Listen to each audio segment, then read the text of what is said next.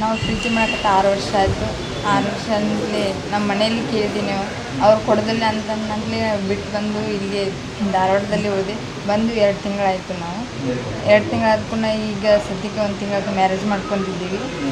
ಅವ್ರು ಮ್ಯಾರೇಜ್ ಮಾಡ್ಕೊಂಡಿದ್ದು ಮನೆಯವರು ಟಾರ್ಚರ್ ಭಾಳ ಕೊಡ್ತಾ ಇದ್ದಾರೆ ನಮಗೆ. ನಮ್ಮ ಮನೆಯವ್ರಿಗೆ ಕೊಡ್ತಾ ಇದ್ದಾರೆ. ನಾ ಮಾಡ್ಕೋದಾರೆ ಅವನ್ನ ಇರೋದಾರೆ ಅವನ ಜೊತೆನೇ ಇರ್ತೀನಿ, ಬೇರೆದವ್ರ ಜೊತೆ ನಂಗೆ ಇರೋಕ್ಕಾಗೋದಿಲ್ಲ. ಅಂದ್ರೆ ನಿಮ್ಮ ಪ್ರೀತಿ ಹೆಂಗೆ ಸ್ಟಾರ್ಟ್ ಆಗ್ತದೆ? ನಾವು ನಮ್ಮ ಮೊಬೈಲಲ್ಲಿ ಅವ್ರ ನಂಬರ್ ಇತ್ತು, ಅದು ಮೆಸೇಜ್ ಮಾಡಿದ್ರು, ಅದಕ್ಕೆ ನಾವು ವಾಪಸ್ ರಿಪ್ಲೈ ಮಾಡಿ ಅದನ್ನು ಡೈಲಿ ಮೆಸೇಜ್ ಮಾಡ್ತಾಯಿದ್ದೆ. ಹಾಗೆ ಅದು ಹುಡ್ಕೋತು. ಅಂದ್ರೆ ಹೆಂಗೆ ಪರಿಚಯ ಆಗಿದ್ದೀವಿ? ಏನೂ ಇಲ್ಲ, ಒಂದು ಮೊಬೈಲಲ್ಲಿ ಒಂದು ಮೆಸೇಜ್ ಸಂಬಂಧ ಪರಿಚಯ ಆಗಿದೆ. ಈಗ ನಿಮ್ಮ ಮನೆಯಾಗಿನವ್ರು ಏನು ಅಂತಾರೆ? ನಮ್ಮ ಮನೆಗೆ ನೀವು ಊರಿಗೆ ಬಂದರೆ ನಿಮ್ಮನ್ನು ಬಡಿತೀವಿ, ಕಡಿತೀವಿ, ಇಬ್ಬರನ್ನು ಕಡಿತೀವಿ, ಹಂಗೆ ಹಿಂಗೆ ಅಂತ ಅಂಜಿಕೆ ಹಾಕ್ತಾ ಇದ್ದಾರೆ.